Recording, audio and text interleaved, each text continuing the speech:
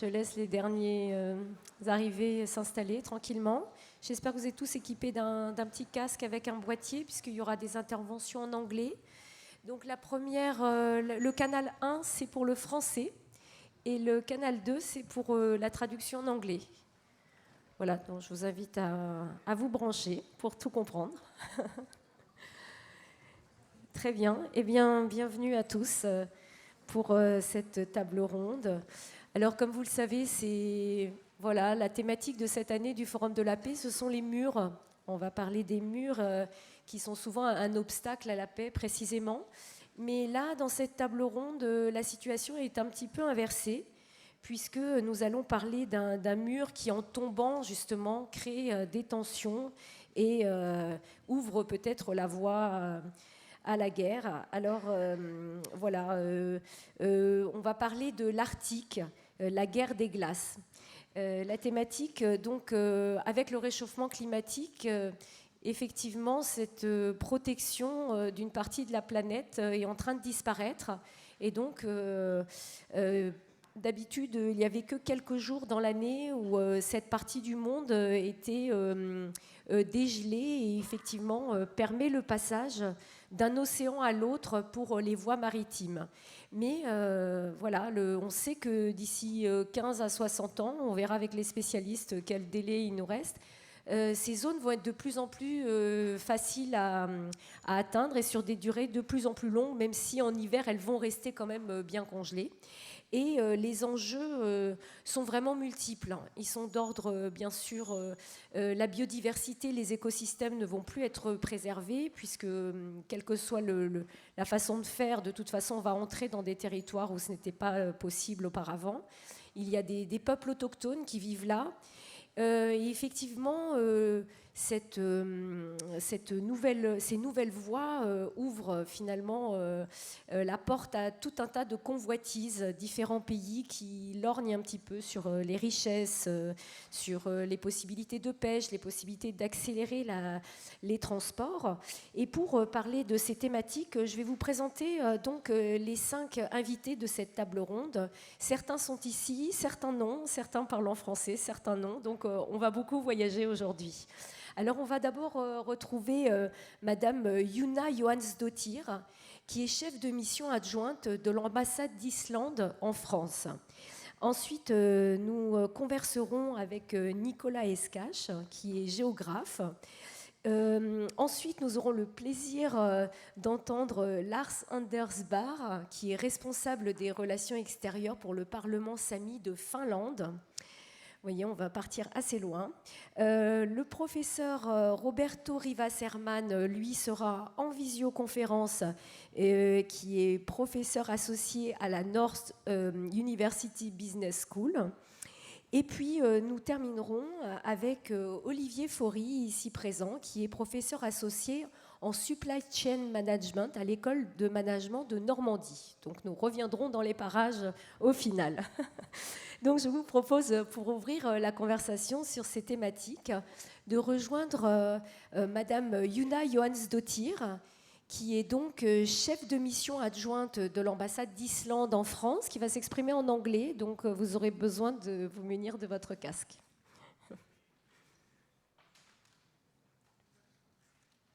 Oui, bonjour Yuna. Good afternoon, everyone. Can you hear me? Vous m'entendez? Do you hear me well? Vous m'entendez bien?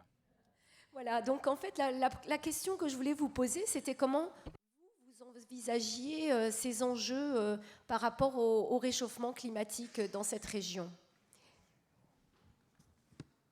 So let me just begin with saying it's a great. Donc, je vais commencer à vous dire merci. C'est un grand plaisir d'assister à ce Forum mondial de la paix.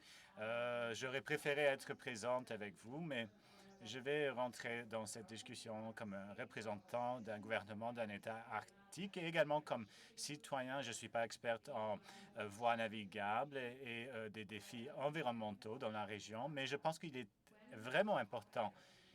Quand on discute sur cette région arctique, il faut savoir que c'est une région avec à peu près 4 millions d'habitants, ces communautés arctiques sont confrontées avec des nouvelles réalités, avec ces défis environnementaux. Il y a également des pressions politiques qui sont nouvelles avec le changement climatique. Donc, le changement climatique est directement lié à la sécurité. Increased considerably in Il y a également des questions de défis, par exemple, qui ont augmenté au courant des dernières années par rapport à justement l'accès. Et les médias ont oil and gas, également the multiple attirer l'attention sur justement l'accès aux ressources premières et également les défis qui sont confrontés aux parties prenantes. Donc, je ne sais pas si vous voulez me poser des questions directement ou est-ce que vous voulez poser des questions sur les effets du changement climatique dans la région? C'est-à-dire du point de vue d'Islande, qu'est-ce qui pour vous vous semble le plus important par rapport à ces changements?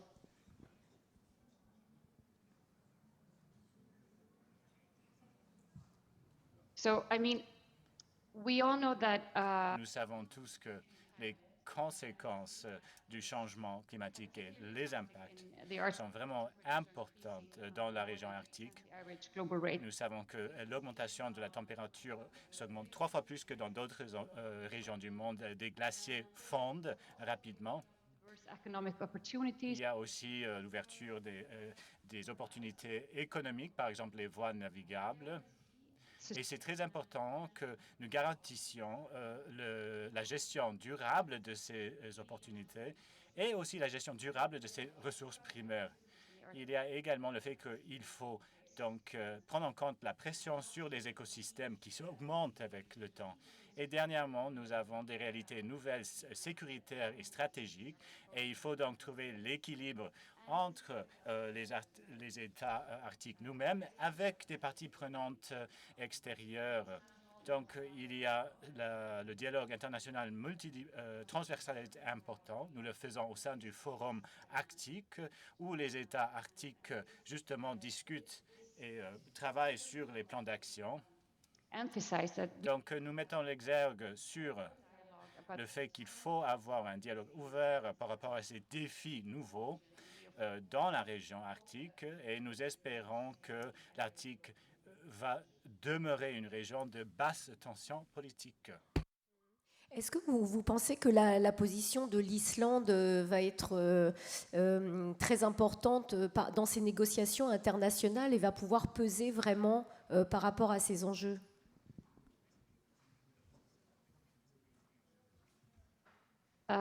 so there are no ongoing negotiations. Donc, il n'y a pas de négociations en cours actuellement, mais le Conseil arctique, qui est le forum numéro 1 qui promue justement cette coopération entre États arctiques qui sont le Canada, le Danemark par l'entremise du Groenland, la Finlande, l'Islande, la Norvège, la Suède, les États-Unis, la Russie, plus Indigenous people 6 organismes représentant des personnes, des groupes indigènes. Il y a également 38 représentants d'observateurs.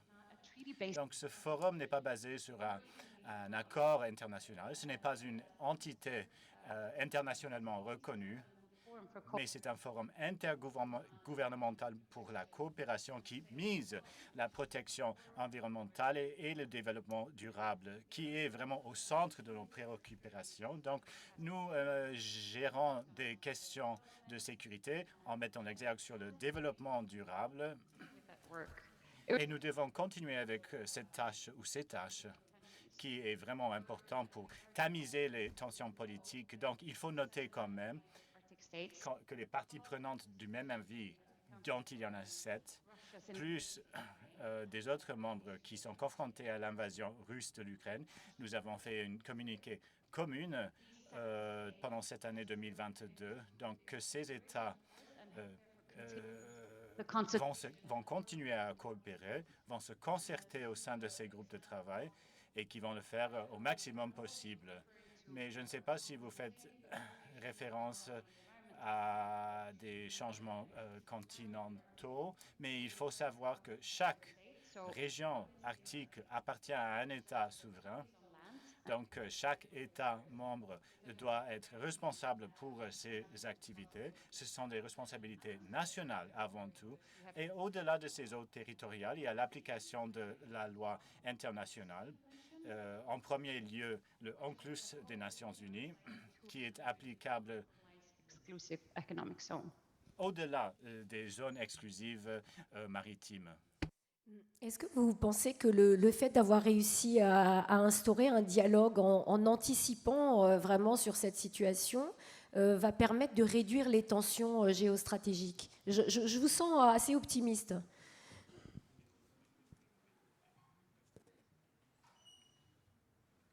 Well, so let me say that, we are of course mindful of Donc, nous sommes au courant de ces développements, nous les suivons de près an increased et nous sommes témoins justement de cet accroissement de l'intérêt dans cette région arctique venant de toutes les parties.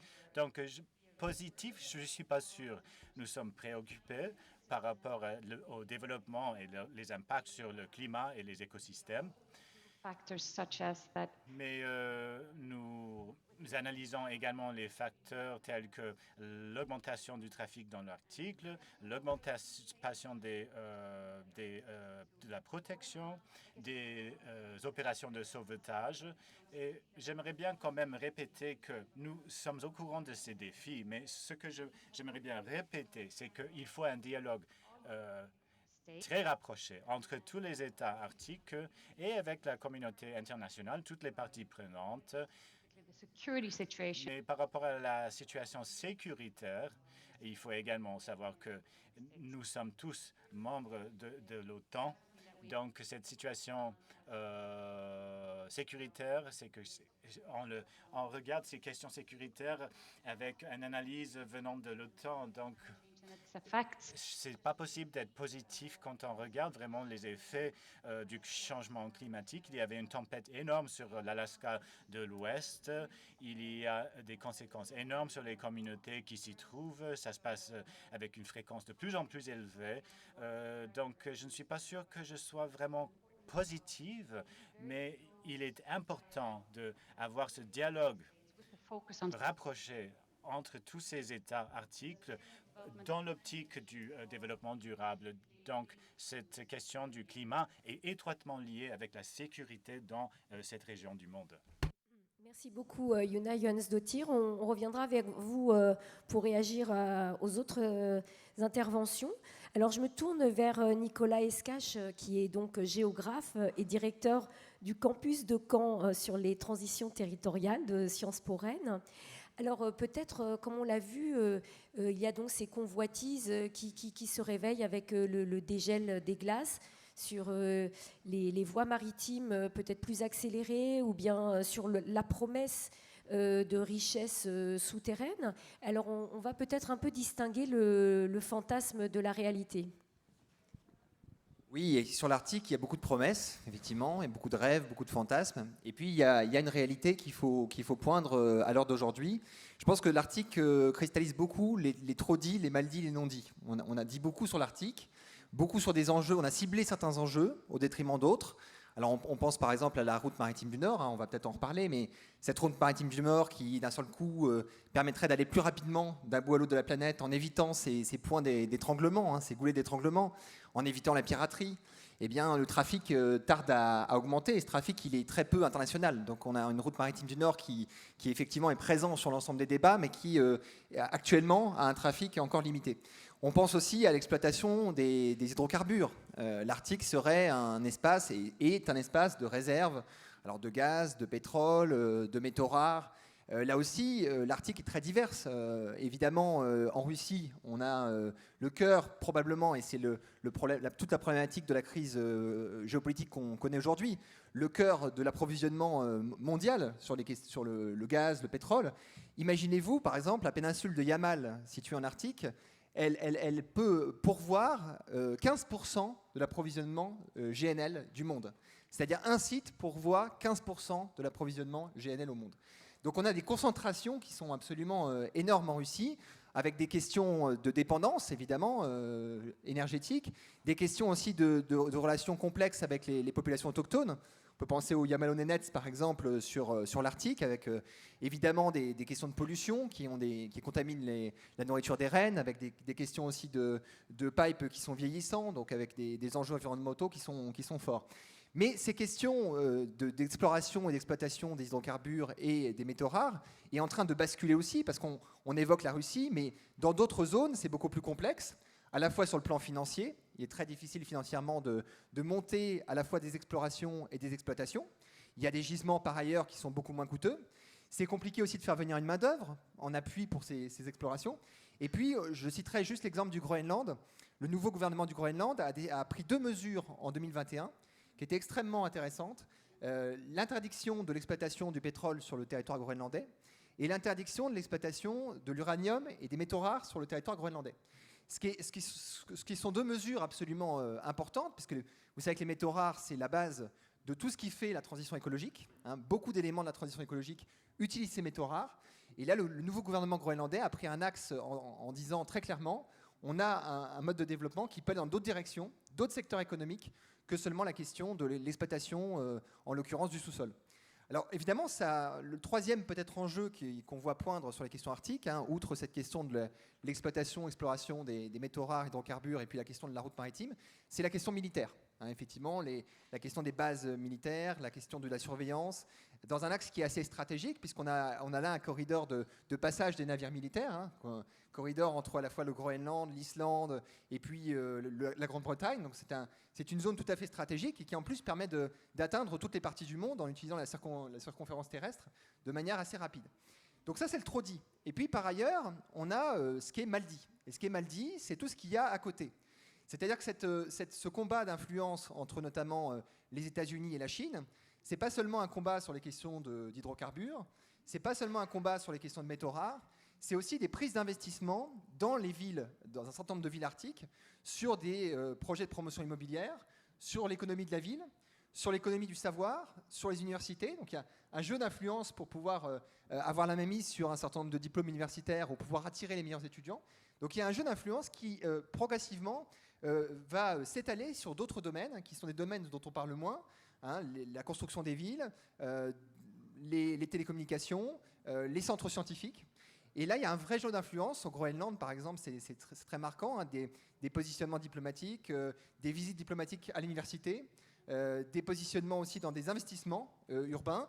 On a eu notamment une affaire qui est restée célèbre au Groenland sur les aéroports, puisqu'il s'agissait de déployer des aéroports capables de relier la capitale du Groenland, Nuuk, à des territoires éloignés. Jusqu'à présent, vous aviez un monopole des compagnies aériennes. C'était la compagnie aérienne, en gros, Air Greenland, qui était cofinancée par le Danemark, qui assurait la plupart des liaisons. Donc il y a eu un vrai débat sur l'allongement des pistes des aéroports et la construction de 3 nouveaux aéroports sur l'ouest du pays. Eh bien, la Chine s'est positionnée, une compagnie chinoise s'est positionnée pour investir dans ces aéroports. C'est éminemment stratégique, les voies de communication, les aéroports. Et le gouvernement danois a fait pression pour que l'entreprise chinoise n'investisse pas, le gouvernement groenlandais n'accepte pas cet investissement de l'entreprise chinoise sur les aéroports.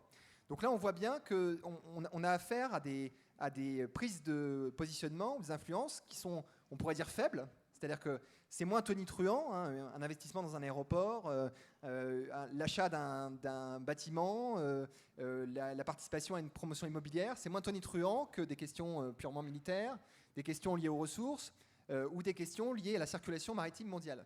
Mais il n'empêche, tous ces petits signaux, par accumulation, finissent par être structurants et finissent par être signifiants dans la recomposition des territoires arctiques. Et puis enfin, donc il y a le trop dit, le mal dit et le non dit. Et finalement, cette question du non dit, c'est aussi la manière dont les limites de l'Arctique sont repoussées stratégiquement. On n'a pas défini les contours de l'Arctique qui sont flous. D'ailleurs, Camille Escudé évoque, donc les spécialistes de l'Arctique évoquent une région gazeuse à propos de l'Arctique. Donc on aurait des contours un peu gazeux. Et il est vrai que la prise d'influence, alors notamment de la Chine, des États-Unis sur la zone arctique, concerne à la fois le cœur de l'Arctique, mais aussi les zones de rabattement vers l'Arctique. C'est le cas notamment de la part de la Chine, qui a construit, vous avez dû le voir, un certain nombre de routes qu'on appelle les nouvelles routes de la soie, donc entre la Chine et l'Europe, sur une route eurasiatique. Et entre ces routes de la soie, entre ces nouvelles routes de la soie et l'Arctique, eh bien, la Chine investit dans un certain nombre de points d'infrastructures clés. Un exemple, c'est notamment le tunnel entre Helsinki et Tallinn. Là aussi, une compagnie chinoise voulait investir dans ce tunnel qui permettait de relier le Rail Baltica, donc la voie ferroviaire qui traverse les États baltes, jusqu'à la Finlande, et ensuite remonter le long de ce qu'on appelle le corridor arctique jusqu'à Kirkenes, et donc rejoindre cette future route maritime du Nord. Et là, eh bien, la Chine s'est positionnée pour investir dans ce tunnel qui fait la connexion entre les centralités européennes, puisque cette voie de Rail Baltica va ensuite vers la Pologne et vers l'Allemagne, mais aussi vers les ports baltes qui sont reliés aux ports chinois par des trains blocs. Vous avez des trains qui acheminent les marchandises des ports chinois en 12 jours jusqu'aux ports baltes, et des ports baltes, donc remontés jusqu'à Kirkenes via ce point stratégique du tunnel Helsinki-Tallinn. Donc là, on voit effectivement ces positionnements qui contaminent la Baltique. Moi, j'ai beaucoup travaillé sur la sphère baltique, et on voit des investissements chinois très forts en sphère baltique, et puis qui servent aussi un discours, parce que la Chine, aujourd'hui, se positionne comme une nation subarctique. Elle n'est pas située au bord de l'Arctique, mais c'est une nation quand même subarctique, et donc pouvant participer au débat sur le monde arctique. Voilà, donc quand on parle de l'Arctique, il y a effectivement beaucoup de fantasmes, on cible sans doute beaucoup les mêmes enjeux, d'ailleurs avec une imprévisibilité, une incertitude, c'est-à-dire qu'il y a à la fois, je dirais, le fantasme, le fait qu'on n'est pas encore dans une exploitation de la route maritime, une exploitation, et probablement que la question de la descente énergétique dans laquelle on est aujourd'hui remet en cause aussi ces modèles. Il y a des nouveaux secteurs économiques qui émergent. Le Groenland pense à la question de l'hydrogène vert notamment, la question du tourisme durable, la question de l'agriculture aussi qui commence à poindre. Et puis il y a beaucoup d'incertitudes. Il ne faut pas oublier qu'on parle beaucoup de réchauffement climatique, mais en fait c'est un changement climatique. Et ce changement climatique, on n'est pas certain qu'il va aboutir à un réchauffement sur l'ensemble de la zone concernée, notamment les perturbations en Atlantique sont très discutées, les perturbations actuelles en Atlantique qui pourraient aboutir à des refroidissements, y compris sur certains espaces du Groenland. Donc là aussi, vous voyez que ces fantasmes, ils se confrontent aussi à des réalités physiques qui sont complexes, y compris sur les territoires, quand on regarde à plusieurs échelles. Il y a des espaces qui vont certainement se réchauffer, se libérer. Il y a des espaces qui vont peut-être se refroidir avec une perturbation des courants et des échanges au niveau de l'Atlantique. Et puis, le solde des glaciers aussi va bloquer un certain nombre de ports, parce que vous avez des glaciers qui aujourd'hui eh bien, sont très pourvoyeurs en iceberg et qui viennent boucher un certain nombre de ports ou refermer un certain nombre de ports, quand d'autres ports vont s'ouvrir. Donc là aussi, on parle de l'Arctique, et les géographes aiment bien changer d'échelle, et je finirai par là, mais le changement d'échelle, c'est fondamental. Quand on parle de l'Arctique, il faut aller voir très localement. D'abord parce que ça permet de voir que la vision qu'on a du changement climatique n'est pas forcément la vision qu'ont les populations locales du changement climatique. Il n'y a pas forcément la même définition. Et aussi pour voir que de port en port, de ville en ville, on n'a pas forcément les mêmes conséquences des phénomènes physiques en question. Merci Nicolas Escache. Alors c'est vrai que du coup on a quand même des surprises qui nous attendent, parce qu'effectivement ce changement climatique n'est pas du tout uniforme et homogène. Et donc on va se rapprocher un peu de cette zone arctique en partant vers la Finlande. Donc je me tourne vers Lars Anders Barr, qui est donc responsable des relations extérieures pour le Parlement Sami de Finlande. Et vous, vous vivez là-bas déjà, vous ressentez vous-même les changements climatiques actuellement? That's correct, because Tout à fait. not being freezing this winter, that has been because it's getting warmer and warmer, and En fait, les hivers sont de plus en plus chauds I et il y a même de la pluie. ordinary clothes Je ne peux pas utiliser mes vêtements habituels quite a lot during the parce qu'il pleut beaucoup en automne. Il y a de nombreuses précipitations et le gel advient plus tard, ce qui crée des problèmes pour nos économies traditionnelles ice. et pour nos moyens de subsistance, parce que il y a de la glace sur le sol à des endroits où il n'y en avait pas auparavant, et donc les activités traditionnelles ont changé, et on peut également voir les conséquences de cela. Par exemple, il y a 5 ans, Event in Russia. nous avons eu une catastrophe près de la Russie, parce que du fait de cette glace, il y avait The ice is des canons à neige, ce qu'on appelle des canons à neige, and then Because of that, about seven Et à cause de cela, starved to death, and this il y a 70 000 personnes qui sont mortes de faim. because Et on peut voir les conséquences dans notre région également parce que ces changements ont lieu et this nous savons tous à quoi c'est lié. Cela fait partie de notre mode de vie. Et on peut le voir également très clairement dans notre système en Finlande, en Norvège, en Russie. Nous avions une économie très différente il y a 70 ans. Si on regarde la Suède, la Finlande, economy, but nous avons des économies traditionnelles. Nous avions des économies traditionnelles. ideological systems Et il y a ces systèmes idéologiques qui ont créé les mêmes problèmes chez nous. we are living in a world where the market economy, Maintenant, nous vivons dans une économie de marché. and this is quite C'est la loi de la demande. the indigenous area in the Arctic. Et les domaines autochtones Climate was our great protector. en Arctique étaient protégés par le climat. Arctic area was very late. La zone arctique a été colonisée très tardivement. They were there Même par la France, ils ont essayé, mais that ils sont arrivés tard. C'était grâce au climat qui était trop difficile. Mais maintenant, grâce aux nouvelles technologies, ils ont pu nous atteindre. Et avec le changement climatique, comme vous venez de le dire, eh bien, les voies sont ouvertes. Il y a du gaz, du pétrole. Et donc, maintenant, nous avons des entreprises qui sont dans la région, comme des entreprises chinoises. to climate change and Concernant le changement climatique, protect our lives. nous essayons de protéger notre mode de vie. Mais notre économie change. Batteries and Nous avons besoin de batteries. that Et dans notre région, il y a également des conséquences that produced in Europe. Many of them parce que des minéraux sont produits dans notre région. Ils sont utilisés en Europe pour le secteur automobile. copper, Par exemple, le cuivre, there are a lot mais aussi les métaux rares. where Il y a beaucoup d'explorations pour en trouver. Et nous sommes vraiment inquiets. of course it's getting warmer, but En fait, ce changement climatique a un impact de plus en plus fort parce qu'il y a ces activités d'exploration pour le pétrole, le gaz, les minerais. problem is also Et le problème, this is done without rule of law. So c'est aussi que cela n'est pas fait dans le respect de l'état de droit.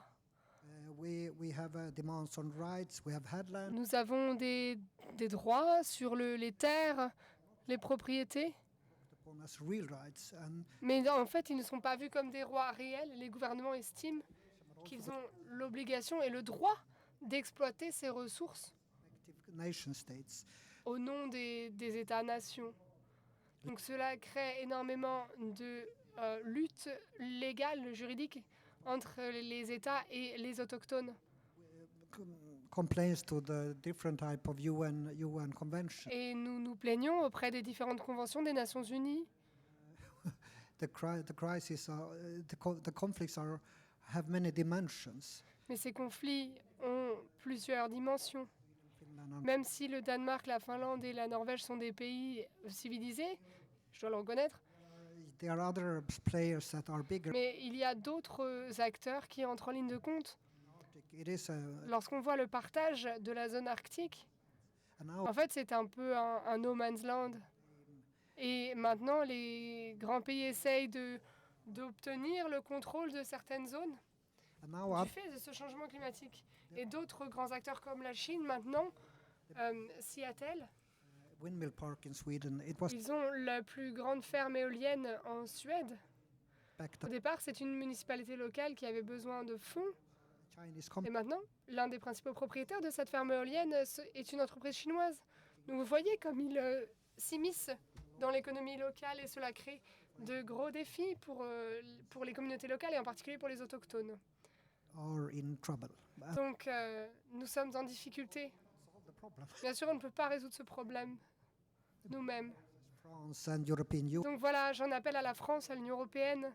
the best, but En un sens, l'Union européenne fait de son mieux. Ukraine, Mais on voit maintenant qu'il y a aussi la guerre en Ukraine, la crise énergétique. COP27 Et la COP 27 se tiendra en Égypte. to find a common solution. Et c'est peut-être notre lueur d'espoir pour trouver une solution commune, un accord entre les États-nations. C'est une tâche herculéenne Thank you. et je ne sais pas quoi ajouter. Merci. Votre avis, pourrait protéger de manière efficace vos modes de vie traditionnels? That's one problem, of course, C'est un problème. climate change. Il faut réduire le changement climatique, bien sûr. On peut le faire, atténuer ce changement climatique, mais cela va prendre du temps pour que tous ces accords soient signés. On a vu qu'il y a eu l'accord de Paris, mais son impact se fait attendre. That Si les pays peuvent se mettre d'accord là-dessus, climate that on pourra peut-être gérer un changement, un climat plus chaud quelque temps, mais maintenant nous manquons de temps. in the Arctic we have C'est vraiment un problème, ce n'est pas le cas seulement dans la zone arctique. Si on prend les Inuits, les autochtones Inuits qui vivent en Alaska, au Canada, au Groenland, et un petit peu en Russie aussi, literally melting. la glace fond sous leurs pieds. People Dans le même temps, il y a des autochtones au Pacifique également, qui payent également le prix, the sea level l'inverse, puisqu'ils voient la montée du niveau des océans. preparing to Il y a des personnes qui s'apprêtent déjà à quitter leur île parce qu'ils sont sous l'eau. Zealand, Australia La Nouvelle-Zélande, l'Australie, go. où vont aller ces gens? France have also some islands. Bien sûr, la France a également des îles dans l'océan Pacifique. How the countries in the big countries and the Nous ne savons pas comment ces grands pays, ces grands acteurs vont réagir islands are si certaines de leurs îles terminent sous l'eau. Donc il faut agir. Alors voilà, c'est vraiment difficile, d'autant plus que les différents peuples autochtones sont très différents, sur des zones très différentes, n'ont pas les mêmes difficultés et n'ont pas vraiment de représentants et de porte-parole qui vont pouvoir faire entendre leur voix. that's correct. If you look Tout à fait. Si on regarde notre peuple, nous sommes dans un contexte mondial et nous sommes plutôt privilégiés au final, parce que les États nordiques sont des États providence. Nous avons un bon niveau d'éducation, nous avons un bon système de santé en Finlande, en Norvège et en Suède. in some fields En moyenne, c'est la même chose than the Swedes, à certains égards. Nous avons une meilleure santé même que les Suédois, mais la majorité des autochtones, and many par exemple, se trouvent au Brésil. Africa, but also Il y a aussi des autochtones en Afrique, the indigenous population are also mais une bonne partie des autochtones vivent également en Asie. who are being hitting first. Donc là, ce seront eux qui seront en première ligne We can see very one du changement climatique. Bangladesh. Je vais vous donner un exemple, le Bangladesh. You can see it's a coastal state and C'est un État côtier. Et si le niveau des océans monte, ils ont une population conséquente, et bien les autochtones qui vivront dans les montagnes seront confrontés à des vagues d'immigration vers leur région. make Il y aura des problèmes de spoliation des terres. for indigenous Cela va aussi créer des problèmes pour les autochtones qui vivent dans ces havres, pour l'instant, qui sont plutôt sûrs. different reality. Mais vous voyez, nous ne sommes pas confrontés à la même réalité. Voilà, donc en fin de débat, il y aura une large part pour les questions du public. Donc si vous voulez poser des questions à M. Barr directement, on reviendra vers lui avec plaisir. Et on va se tourner maintenant vers Roberto Rivas Herman, qui lui est professeur associé à la Nord University Business School et qui donc travaille justement sur ces questions de logistique du Grand Nord. Bonjour. Vous nous entendez bien ? Oui, je vous entends. En fait, j'ai aussi partagé mes slides, donc je ne sais pas si vous voyez un écran maintenant, Ah, très bien. une carte des routes maritimes en Arctique. Et en fait, un peu sur la recherche que je fais, je suis parti du Centre for High Nord Logistics. On a un bureau à Buda, au nord de la Norvège, mais aussi à Kirkenes, ces fameux ports dont Monsieur Eskash parlait, au nord de la Norvège, qui a été fameux par la possibilité de créer un hub portuaire qui permettrait de lier les liaisons des trains avec la route maritime du Nord. Mais qu'est-ce qu'on parle quand on parle des routes maritimes en Arctique?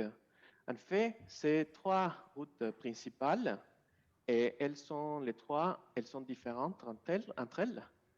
Par exemple, la route maritime du Nord constitue la partie principale du passage du Nord-Est, qui comprend également la mer des Barents et relie l'océan Atlantique et l'océan Pacifique, allongeant la côte nord de l'Eurasie. Et cette route maritime du Nord, en fait, historiquement, la Russie a revendiqué le droit de réglementer la navigation des parties de la route maritime du Nord, ne faisant pas partie de ses eaux territoriales, en invoquant l'article 234 de la Convention des Nations Unies sur les droits de la mer. Et cet article permet aux États côtiers des eaux infectées par les glaces d'édicter et d'appliquer des réglementations pour prévenir la pollution et éviter les dangers des navires naviguant dans ces eaux infectées par les glaces. Donc, comme vous voyez, la question de la souveraineté de quelques routes, comme la route maritime du Nord, est un sujet assez important. Même la question d'internationalisation des routes polaires, et concrètement la route maritime du Nord, a souvent été relayée dans des affaires internationales, suscitant ainsi une forte opposition de la part du gouvernement russe. Oui, alors Roberto, on va peut-être juste rappeler le contexte, hein, c'est-à-dire qu'effectivement, avec l'ouverture de ces passages, on gagne énormément de temps et de, je ne sais pas combien de kilomètres ça représente de passer par ce raccourci. Oui, en fait, un peu plus sur les aspects techniques. Et, comme je disais, il y a ces 3 routes, dont la route dans laquelle on a plus de connaissances dans notre centre. Si vous passez au slide suivante, c'est la route maritime du Nord. Et cette route permet une économie de 10 jours par rapport entre le port de Rotterdam et le port de Shanghai, en comparaison par le canal de Suez.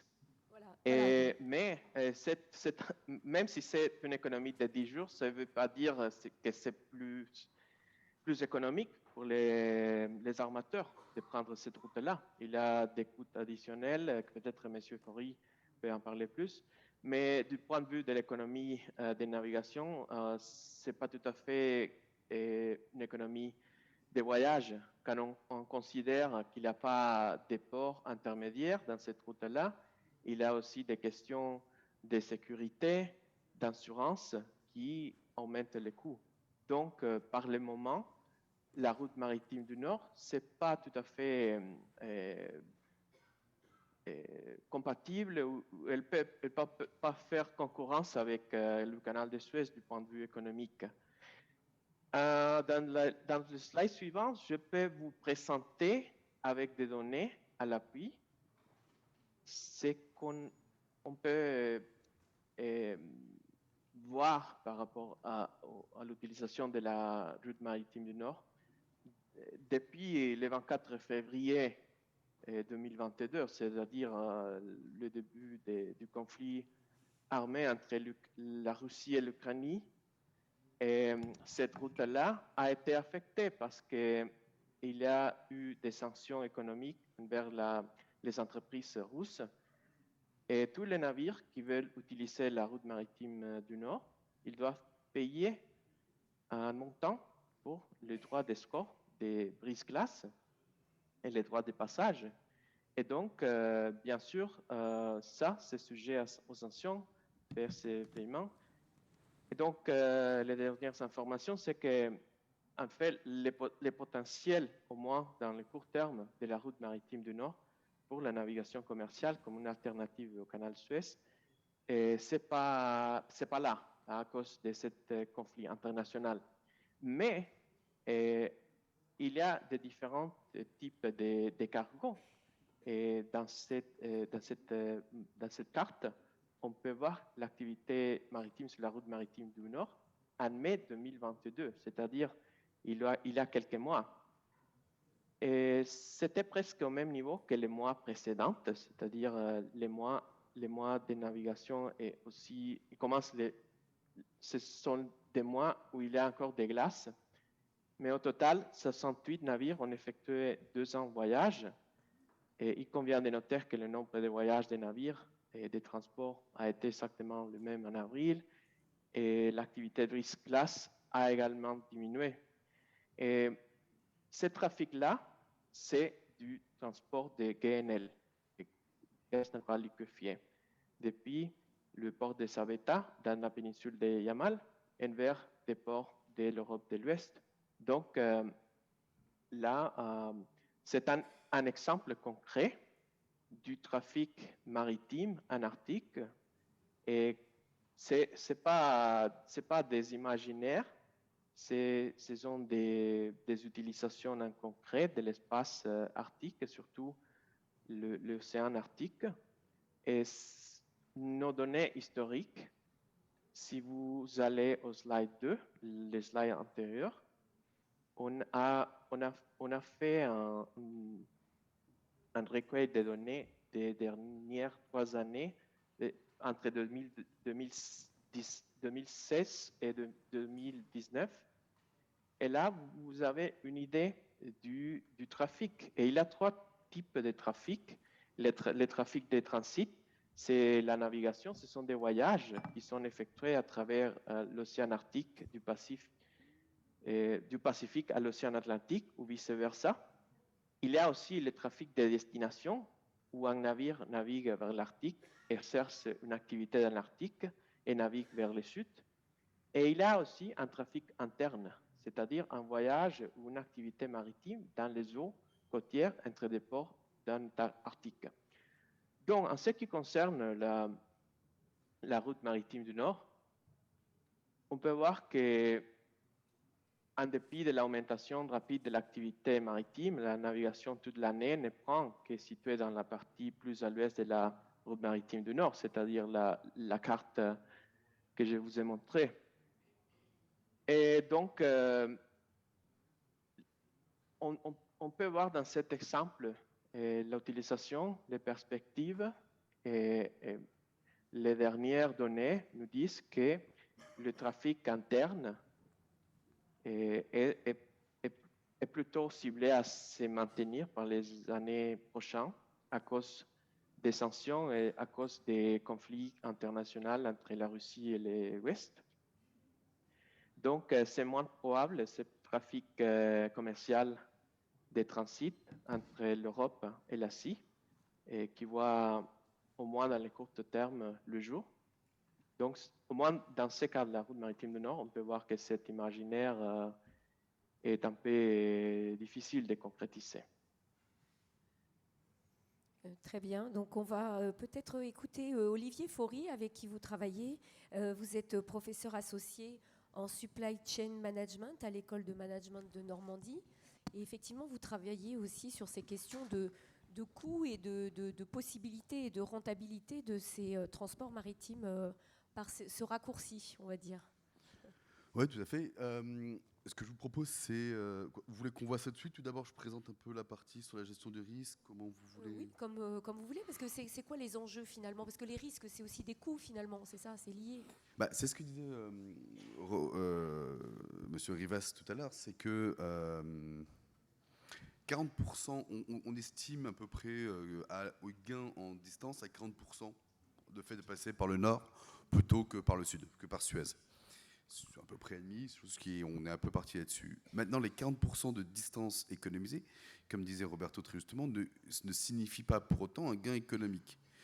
Parce que quand vous naviguez, et c'est ce je vais expliquer un petit peu assez rapidement tout à l'heure, c'est que quand vous naviguez dans ces zones-là, vous n'utilisez pas le même type de navire. Vous utilisez des navires qui sont faits pour naviguer dans des glaces arctiques, dans des glaces, donc capables de résister à des pressions de glace, pas capables d'avancer dans ces zones-là. Et utiliser ces navires-là, d'abord, ça a un coût. C'est pas le même prix, ça coûte d'abord plus cher. Ça, c'est le premier élément.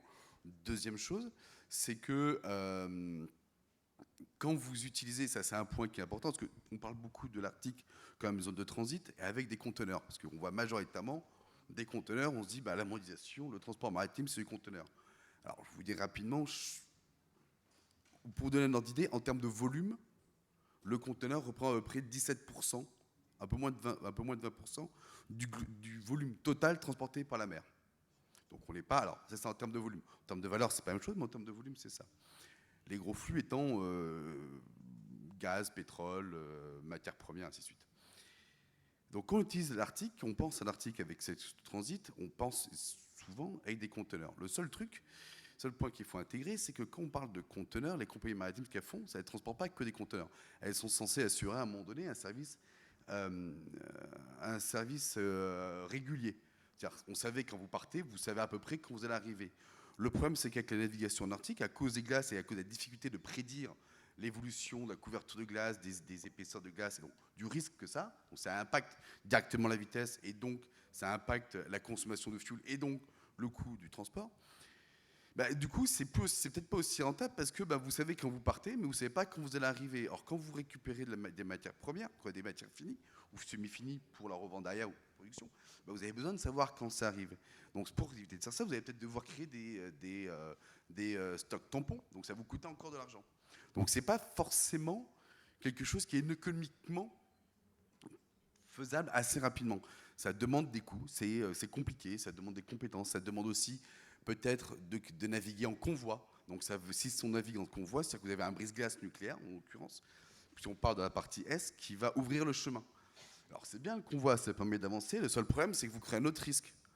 C'est que les navires peuvent se rentrer dedans. Donc vous augmentez un autre risque derrière, qui est un des événements qui peut arriver. Donc le côté de dire, en passant par le nord, on gagne du temps, donc de l'argent, ça peut être le cas, mais ce n'est pas toujours le cas. Ça dépend des moments où vous allez naviguer.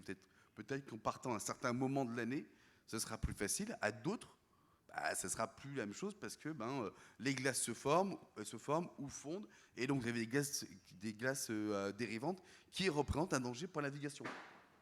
Quand on dit, par exemple, alors ça c'est ma vision, après c'est un peu la vision de quelques auteurs, de quelques chercheurs aussi, c'est que la glace diminue, mais le fait est qu'avec le fait que pour un certain temps, le pôle Nord est dans la nuit, la glace se reforme un petit peu quand même. Et donc vous avez toujours, à mon avis, ça c'est un peu ce que disent plusieurs articles aussi là-dessus, c'est qu'il y a toujours un peu ce risque de glace dérivante qui va persister. Donc c'est pas évident de dire qu'on peut y aller tout le temps, n'importe quand. C'est pas si sûr que ça. Donc voilà. Mais bon, je vais revenir sur la partie risque, si vous voulez bien. Allons-y. Alors, donc là, en fait, l'idée, c'est de vous présenter un peu mon travail un peu. Alors, je suis pas seul dessus. On est plusieurs personnes à travailler dessus, qui sont les amis Patrick, Laurent et Ali. On travaille un peu sur ce sujet. Donc, je vais vous montrer un petit peu le type de recherche qu'on fait et comment on se base et comment ça évolue. Premier slide. Vous pouvez passer le slide. Alors, là, concrètement, ce que je voulais vous montrer avec ce slide, c'est que la navigation en Arctique, elle est réglementée. Il y a l'OMI, c'est l'Organisation maritime internationale, qui régule un petit peu. Donc, vous avez des conventions, les grosses conventions qu'on connaît, SOLAS, MARPOL, STCW, pardon. Bien proche le micro. Ont chacune un cadre bien spécifique. SOLAS, ça date du Titanic. C'est parce que le Titanic a coulé, du coup, il y a une convention pour tout ce qui est safety at sea, donc sécurité en mer. MARPOL, c'est tout ce qui est pollution, et STCW, c'est tout ce qui est formation des officiers, des ingénieurs, bref. Donc ce code polaire, en fait, est intégré directement dans ces trois conventions majeures du transport maritime. Alors il y a deux parties, une obligatoire, une pas obligatoire, mais il y a aussi, alors désolé, mon slide n'est peut-être pas très clair là-dessus, mais il y a une partie aussi qui s'occupe de la structure des navires, donc qui elle est intégrée à SOLAS, et une autre qui est intégrée à tout ce qui est environnemental, entre autres, qui s'occupe, elle, dans MARPOL. Et chacune a, vous devez faire ça, en gros, vous devez mettre tel et tel élément, mais on vous conseille, pour arriver à ce truc-là, d'utiliser ça. Donc c'est la partie A et B. Après, il y a des outils là-dessus. Donc on va dire qu'intégré directement dans le code polaire, vous avez le Polar Water Operation Manual, qui lui, en fait, va indiquer aux personnes, aux officiers, entre autres, comment gérer le navire dans telle et telle condition. Et vous avez le PSC, le Polar Ship Certificate, qui lui est un certificat qui dit « Ok, votre navire est capable de naviguer dans les glaces ». Et en plus de ça, donc ça c'est obligatoire. Et en plus de ça, désolé, c'est un peu un cours, je suis un peu peut-être sur mon côté un peu chercheur, je suis désolé. Et à côté de ça, vous avez un autre élément qui est important, et vous comprendrez après pourquoi, que cela n'intègre pas les navires de moins de 500 tonnes, et donc certains navires de pêche. Et vous comprendrez après pourquoi c'est un problème. Et enfin, vous avez Polaris, qui lui est un outil qui permet de dire vous pouvez y aller, vous ne pouvez pas y aller, vous y allez, mais assistez à telle vitesse et telle vitesse. Mais attention, Polaris est un outil qui est un superbe outil selon moi, mais qui n'est pas obligatoire.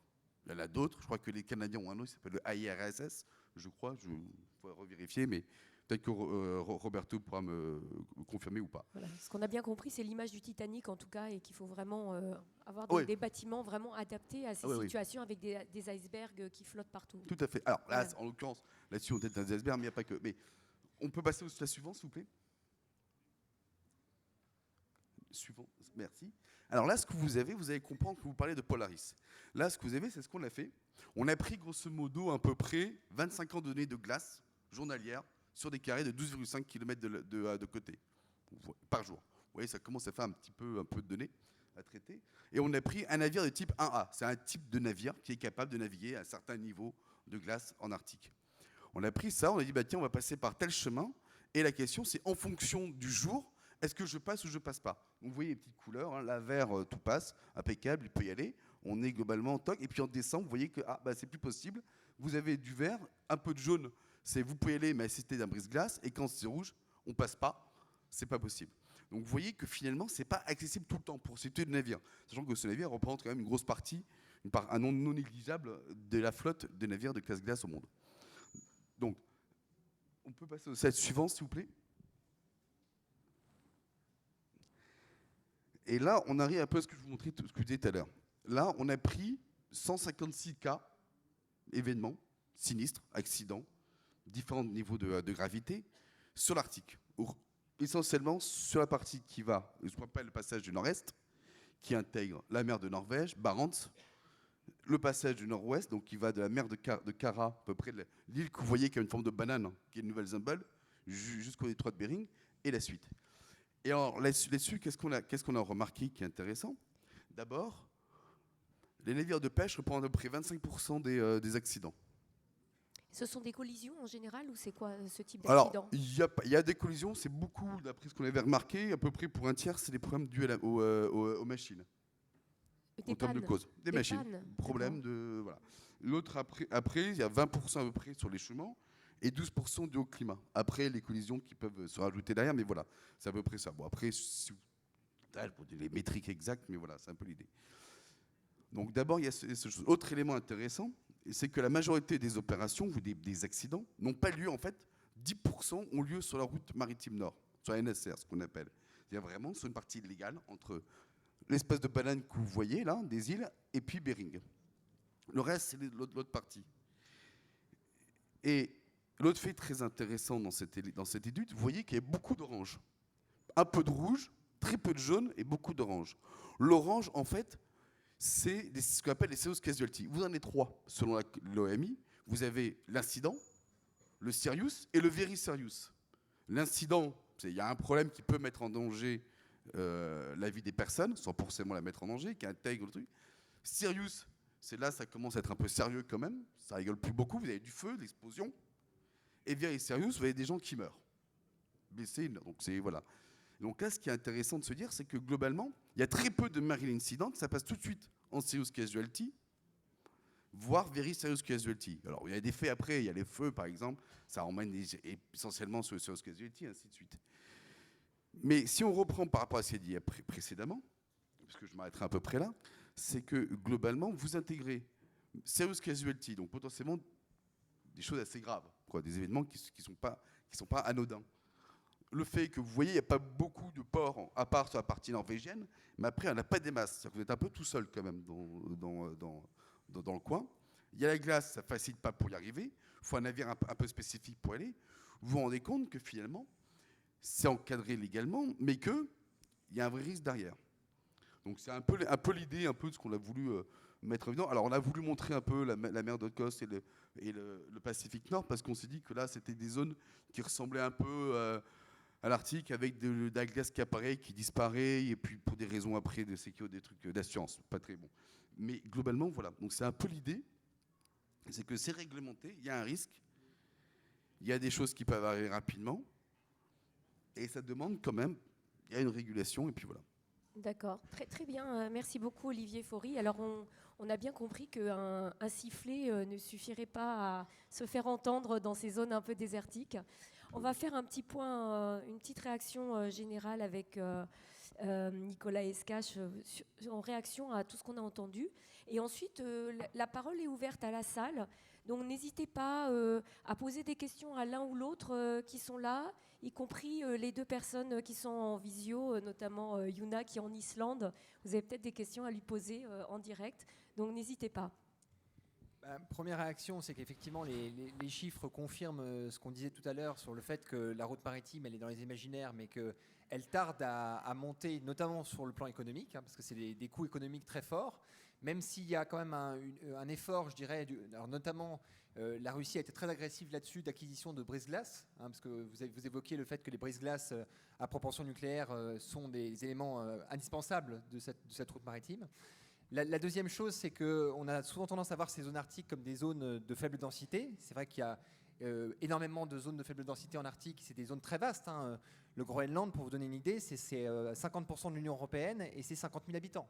Donc c'est la moitié de la population de Caen dans un territoire de la moitié de l'Union européenne en superficie. Et pour autant, il y a un fait urbain qui est extrêmement prédominant en Arctique. Il y a une concentration aussi dans des villes et qui ont un rôle aussi important. Et il y a des conflits d'usage. C'est-à-dire qu'on a vu effectivement que dans ces zones de faible densité, on a des habitants qui ont des intérêts divergents, qui ont des objectifs divergents, qui luttent pour des usages divergents, pour des reconnaissances du territoire et des perceptions du territoire qui sont différentes. Et donc malgré cette image qu'on a un peu de désert arctique, il y a vraiment des conflits d'usage importants et des luttes pour des visions territoriales qui sont différentes. Et puis l'autre élément, dernier élément, c'est de dire qu'on a tendance à mettre en avant les questions évidemment économiques, les questions énergétiques, qui sont des gros enjeux, mais il y a aussi en Arctique la mémoire de l'humanité. C'est-à-dire sont enfermés aussi dans les glaces la mémoire de notre humanité. Alors ça pose des questions scientifiques, parce que ce qui est enfermé dans les glaces, c'est à la fois l'histoire longue de notre Terre, mais c'est aussi les causes du changement climatique, c'est-à-dire observer les glaces, et ce qui est emprisonné dans les glaces nous permet d'expliquer le changement climatique. Et ça, c'est une convoitise dont on parle peu, parce que la convoitise en Arctique, c'est aussi la capacité de pouvoir s'adjoindre la connaissance sur l'histoire longue de la Terre et sur le changement climatique et ses origines. Et juste, si vous me permettez que je lise un court extrait de texte, parce que c'est un magnifique texte d'Émile Poivet sur le pergélisol. Et Émile Poivet dit « Avec la roche et la terre, le pergélisol est le troisième support de mémoire de l'activité terrestre. Les organismes qui s'y voient pris existent inaltérés jusqu'à la fonte des glaces. Schématiquement, le pergélisol est une faille de l'espace-temps. Les régions polaires sont des archives de la connaissance relative à notre planète. En ce sens, le réchauffement climatique ne menace pas seulement notre avenir, mais aussi, dans une certaine mesure, notre passé. Le savoir conservé dans l'archive de glace pourrait nous éclairer sur les causes historiques et profondes du changement climatique. Le pergélisol fond, dissipant ces archives. » Je trouve que le texte est beau parce qu'on voit que derrière, c'est beaucoup plus profond. Alors, évidemment, il y a la gravité de la situation dans laquelle on est et du changement climatique sur tous les écosystèmes, mais c'est aussi une crise culturelle parce que ça touche aussi les racines de notre propre histoire et les racines de notre propre humanité qui disparaissent en fumée. Très bien, merci beaucoup. Alors, pour les questions, c'est lancé. Qui est-ce qui a une question et vous précisez à qui vous voulez la poser.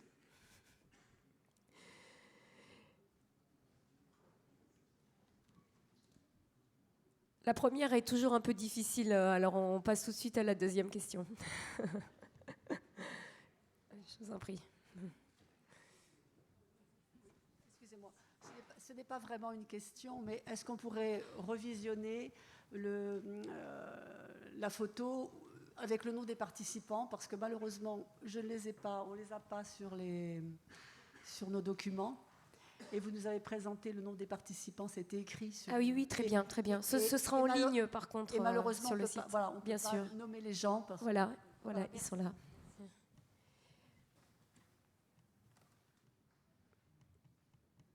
Une question? Pas de question? Ah.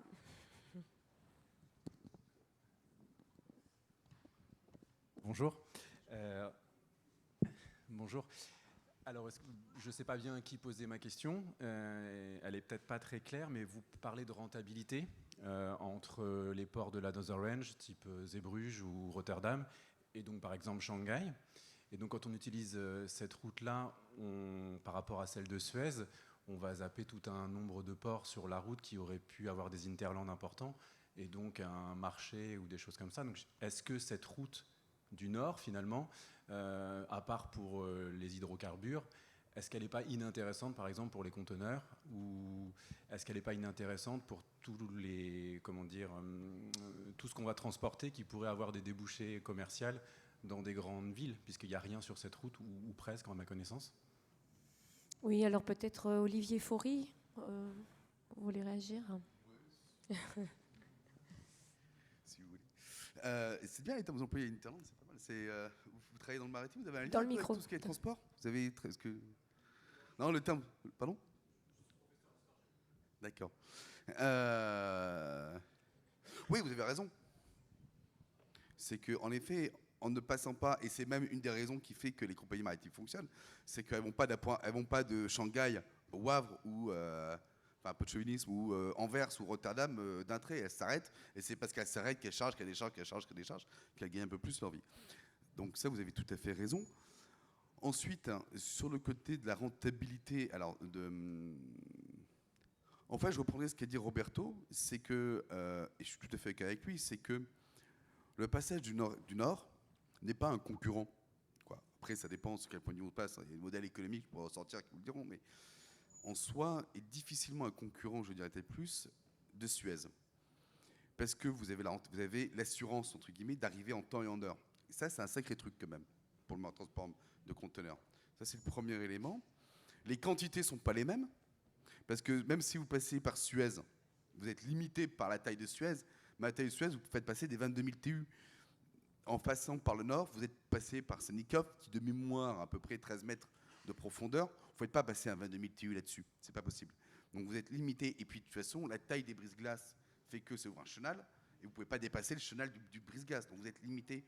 Donc il y a en effet la question de rentabilité, à mon sens. Après, je sais que plusieurs pensent que ça va venir. Oui, ça va certainement finir peut-être par arriver. Et j'espère que ça sera le plus tard possible. Mais au jour d'aujourd'hui, tel que c'est actuellement, le passage du nord-est pour les conteneurs, ça me semble compliqué. C'est possible, mais c'est compliqué.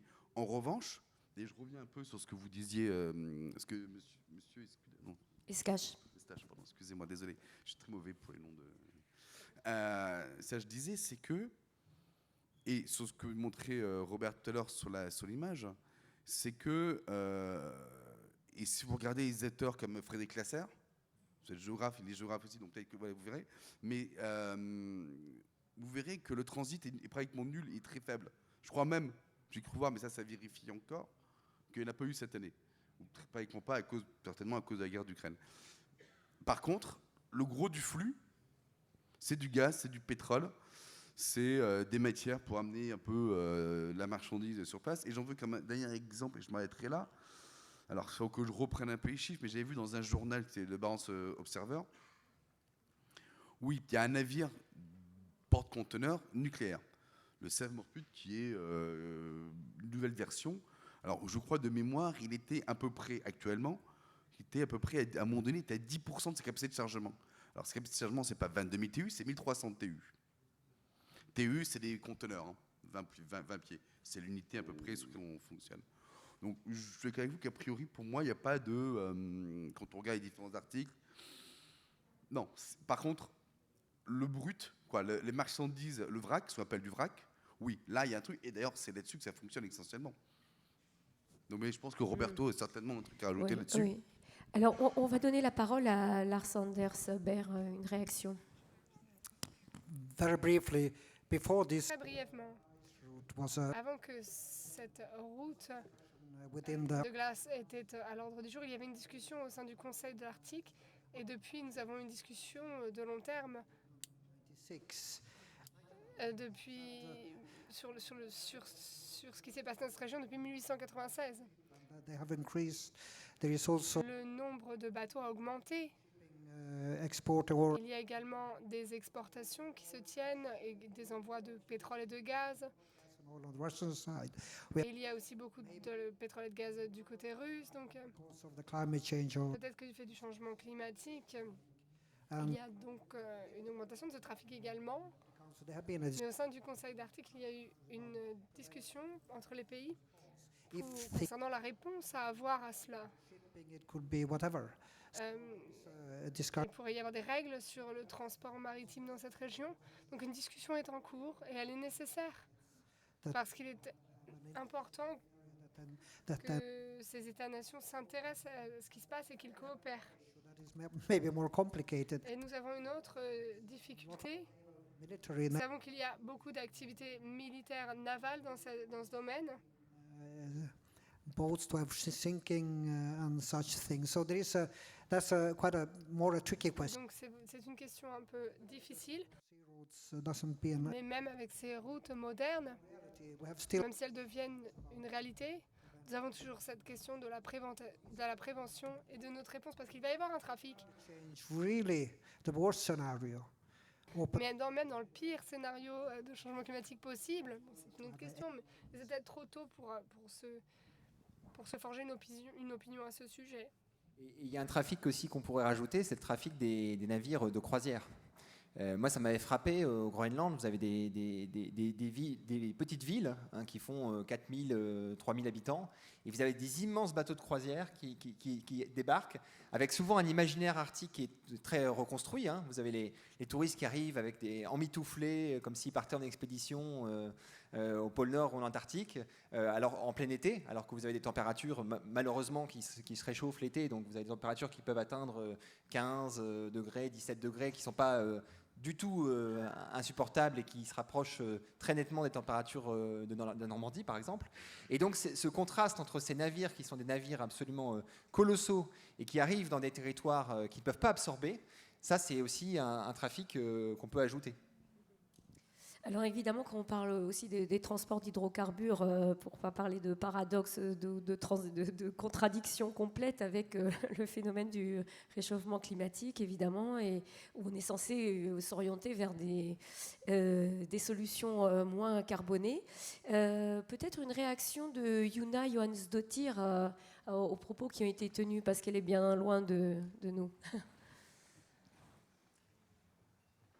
Hi.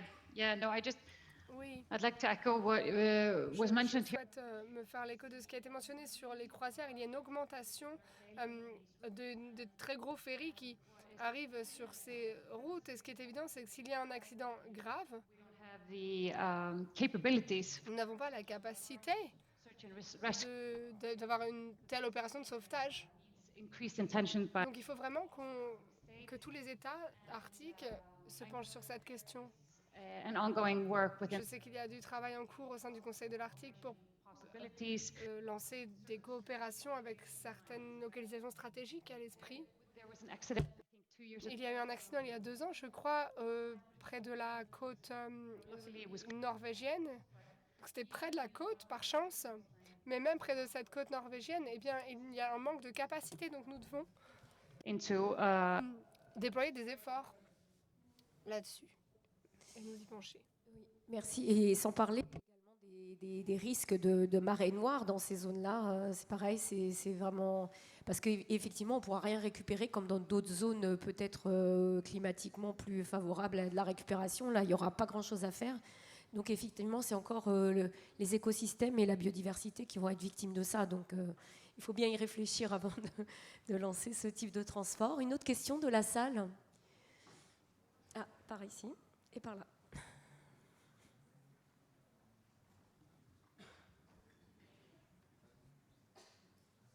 Oui, bonjour. Moi, ce qui m'intéresserait de savoir, c'est un peu la réaction aussi des populations des pays du Nord par rapport aux peuples autochtones. Parce que là, on parle beaucoup des trafics, de tout ce qui est matériel, mais ces personnes qui se retrouvent impliquées dans le changement climatique, nous, de notre point de vue, là, purement Union européenne, finalement, on n'en entend pas beaucoup parler par rapport aux peuples autochtones d'Amazonie.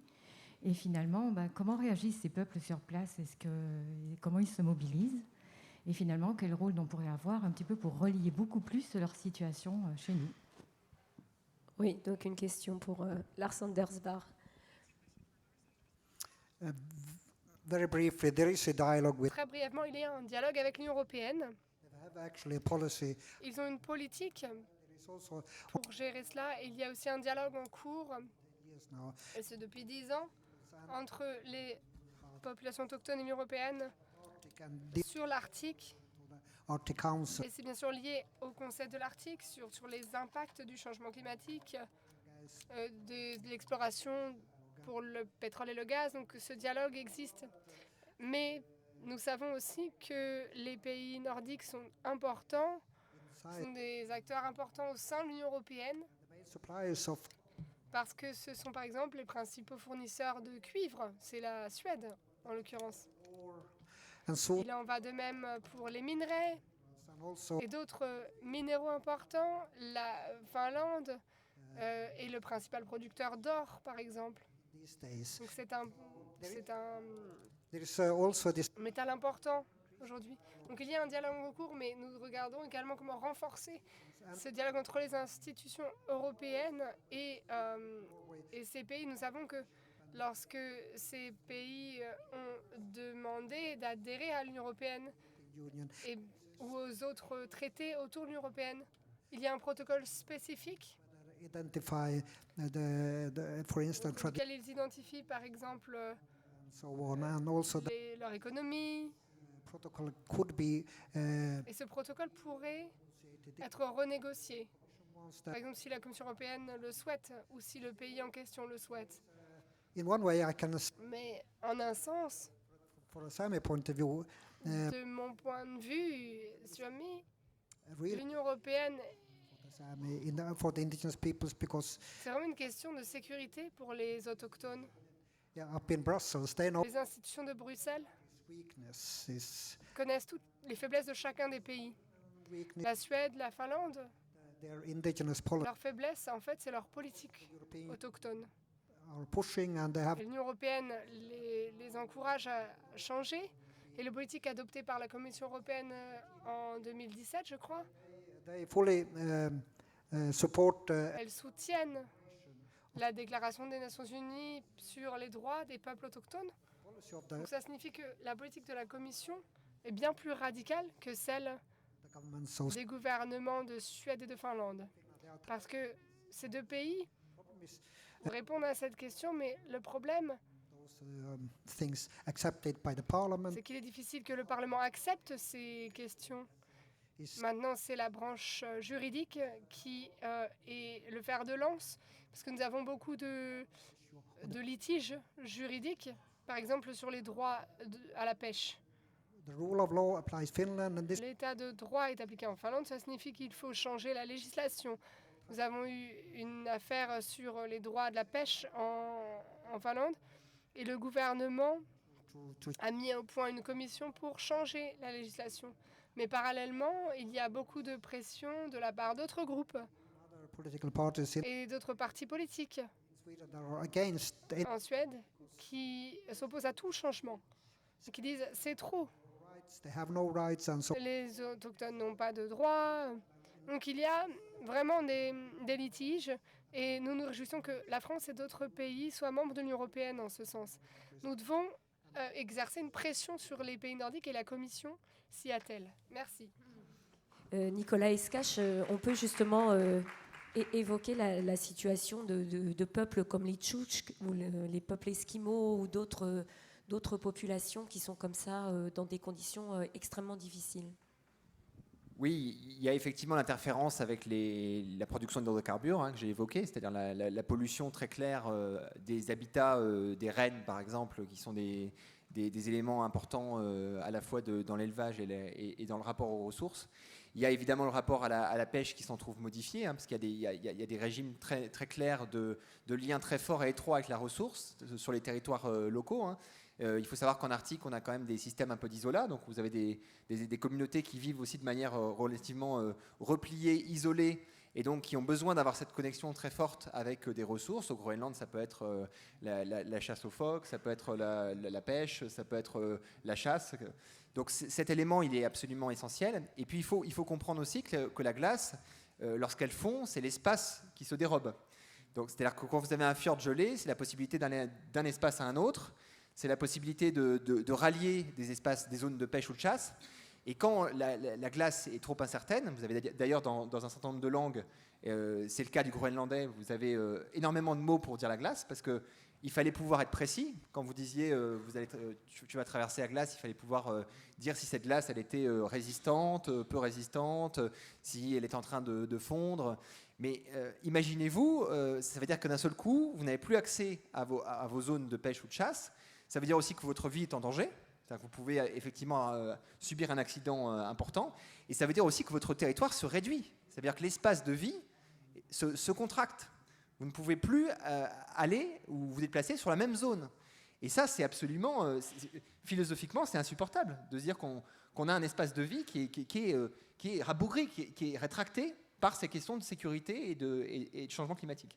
Donc il faut s'en rendre compte. Et le parallèle tout à l'heure était tout à fait exact. Enfin, je trouvais ça un parallèle absolument pertinent entre la faune d'un côté et des îles qui subissent la montée des eaux et le risque de déménagement de l'autre. Parce qu'effectivement, la COP de Paris, c'était ça. C'était aussi des populations qui disaient « Mais moi, mon espace de vie va bientôt disparaître. Je vais être amené à déménager. » Tout ça dans un climat où finalement les choses se passaient de manière relativement calme. Donc il faut se rendre compte, et je pense que d'aller sur place, ça permet aussi de se rendre compte de ce que ça veut dire d'avoir un espace de vie qui se dérobe. Sans parler des peuples nomades qui en plus ont besoin de se déplacer en fonction justement des changements de température et qui parfois sont sédentarisés, faute de mieux, dans des conditions catastrophiques. Et qui sont très... il y a une propension au suicide qui est assez exponentielle. Une autre question, il y avait quelqu'un par là, voilà.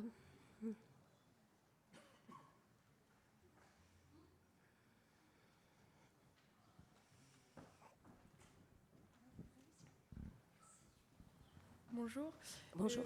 Au niveau des États-nations, que ce soit en Finlande ou en Islande, quel serait pour vous le souhait qu'ils réalisent au plus vite pour essayer d'éviter au maximum le réchauffement climatique? Un peu plus fort, s'il vous plaît. Je répète. Plus proche le micro, en fait. Au niveau des États-nations, que ce soit en Finlande ou en Islande, quelles seraient les actions que vous souhaiteriez qu'ils réalisent au plus vite pour éviter au maximum le réchauffement climatique? Bon, peut-être Yuna Johansdottir veut répondre.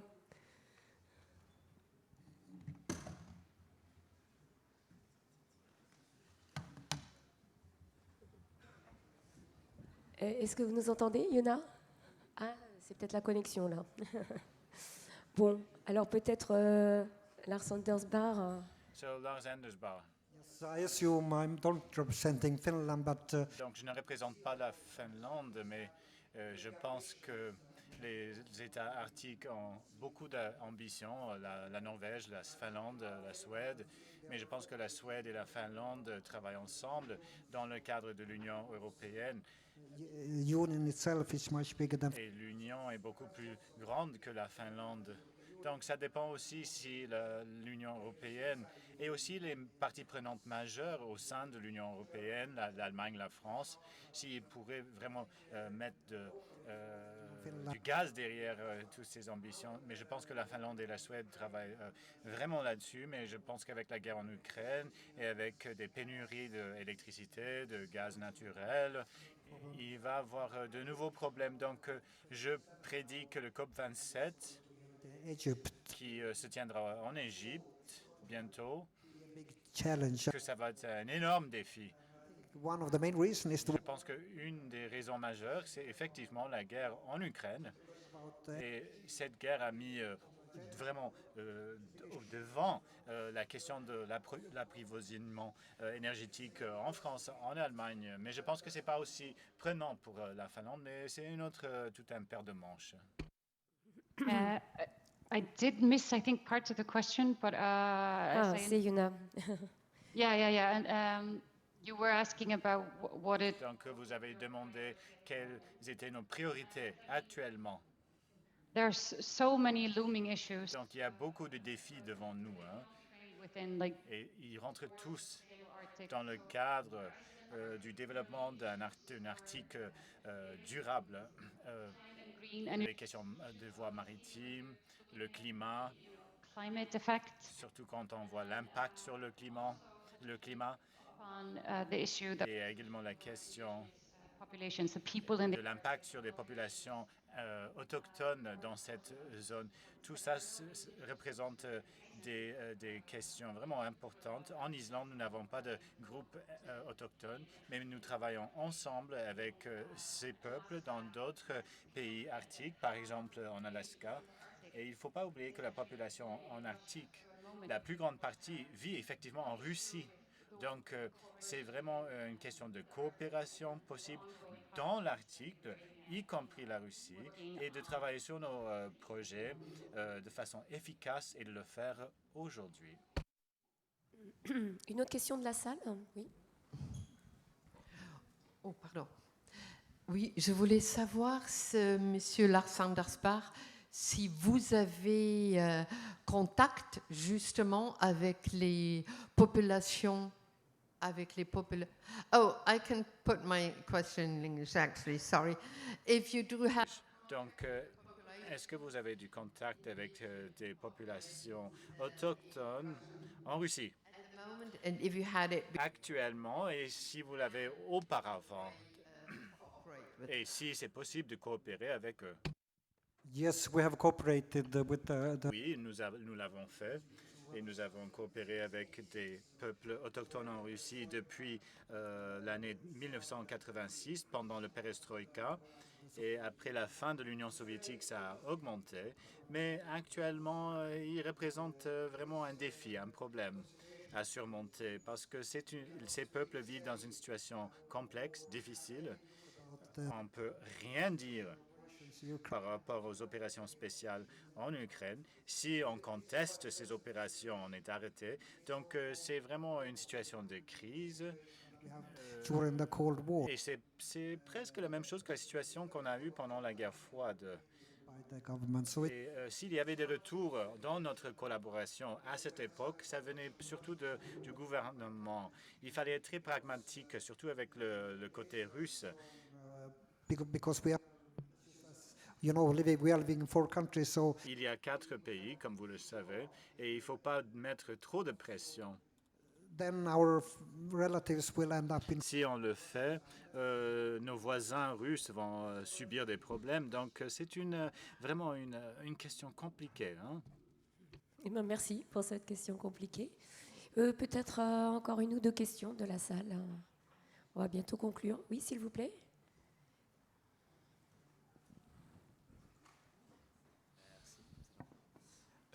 Donc moi, c'était par rapport à la situation géopolitique et surtout la crise énergétique qu'on vit actuellement, est-ce que une alliance des 7 pays, c'est-à-dire qu'on ne met pas la Russie dedans, pour pouvoir en effet avoir une sorte d'alliance militaire, économique, écologique aussi, c'est important, pour pouvoir en effet profiter de toutes ces ressources en fait, et aussi d'avoir une sorte de défense, barrière contre la Russie.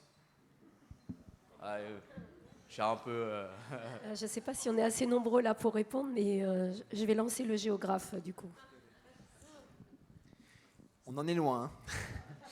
Vous savez, sur le territoire baltique comme arctique, les pays sont quand même largement en compétition, ont des stratégies spatiales très différenciées, n'ont pas forcément tous les mêmes approvisionnements. Alors il y a eu des tentatives, hein, je pense à la partie baltique, alors qui concerne moins l'Arctique, mais sur la partie baltique, il y a eu des tentatives, il y a eu un plan d'interconnexion des marchés européens, en essayant de promouvoir justement une production européenne, des solidarités entre les pays européens. Mais malgré tout, les dépendances de chacun de ces pays à la Russie restaient fortes, et restent fortes jusqu'à aujourd'hui. Et il y a une concurrence aussi entre la Russie et puis les productions énergétiques américaines. Les productions énergétiques américaines aussi tentent de pénétrer aussi le marché européen de manière plus forte. Et là aussi, en fait, ces jeux d'influence externe jouent aussi dans la division interne de ces régions. Donc on est très loin de ce bel objectif d'avoir effectivement une solidarité européenne et sur la production, se mettre d'accord sur une production. C'est un peu la même chose que sur l'Europe de l'industrie, hein, comment on peut réindustrialiser l'Europe, d'avoir une production énergétique européenne et une solidarité. Pour vous donner un dernier exemple, c'est que les liaisons d'interconnexion entre les pays sont en train de grandir.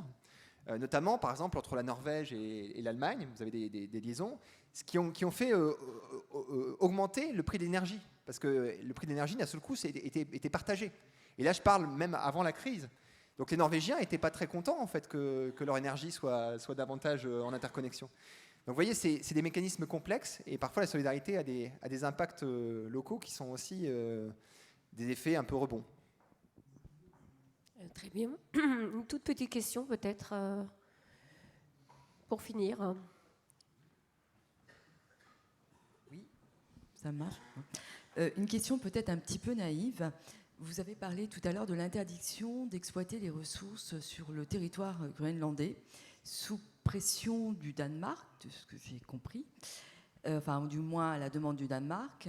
Je suppose que c'est pour éviter des pressions sur son territoire et diminuer peut-être les convoitises, mais dans le contexte actuel de pression sur ces ressources, est-ce que c'est quelque chose de durable ? Alors, c'était pas, la pression du Danemark, je l'avais évoqué sur les aéroports. Sur la question des ressources, c'est une dynamique différente. C'est qu'en fait, effectivement, ces grands défis autour de l'Arctique travaillent aussi en interne des affrontements entre les partis politiques. Et en fait, là, c'est vraiment une question aussi interne au gouvernement groenlandais. C'est-à-dire que vous avez un nouveau gouvernement qui est arrivé et qui est arrivé aussi sur une différenciation politique. Parce que la question en fait, de l'exploitation des ressources, pétrole notamment, mais aussi uranium, qui de fait était aussi par le Danemark d'aller vers une interdiction de l'exploitation de l'uranium, c'était effectivement défendu par le Danemark. Mais d'interdire les exploitations de métaux rares, ce qui est pas neutre, hein, parce que l'Arctique, c'est la deuxième source de gisements de terres rares. C'était vraiment une question, un sujet de division entre les partis politiques. Et comme Ege II est arrivé au pouvoir, effectivement, une des premières mesures qu'il a défendues, c'est la mesure qui l'a amené aussi au pouvoir. C'est cette interdiction à la fois de l'exploitation pétrolière et l'exploitation effectivement des métaux rares, souvent associés à l'uranium. Donc là, vraiment, à mon avis, c'est une question aussi davantage interne et de conflit entre les différents partis politiques en interne. Voilà, je vais laisser le mot de la fin puisque cette table ronde va s'achever à Lars Andersbaugh. Avec grand plaisir. I want to remind you that Mr. Trump. Je voulais vous rappeler que M. Trump, il y a quelques années, il voulait acheter le Groenland. C'est un bon deal. Hein. Donc, il y a beaucoup de minerais, il y a beaucoup de matières premières. Le Groenland est un endroit indépendant qui fait partie du Danemark. C'est un peu comme la Calédonie si on le compare avec la France. S'il y a un référendum qui dit qu'ils veulent leur indépendance, ils seront indépendants. Mais pour l'heure, ils ont encore une bonne relation avec le gouvernement danois. Donc, je ne pense pas que c'est un problème actuel. Mais c'est un indicateur également de ces convoitises qui viennent du marché international, que le changement climatique va ouvrir des endroits jadis impénétrables et que l'exploitation des matières premières va se faire, surtout s'il y a plus de glaciers, de glace qui fondent. Ça va être un problème pour d'autres îles, mais c'est une autre histoire. Merci beaucoup.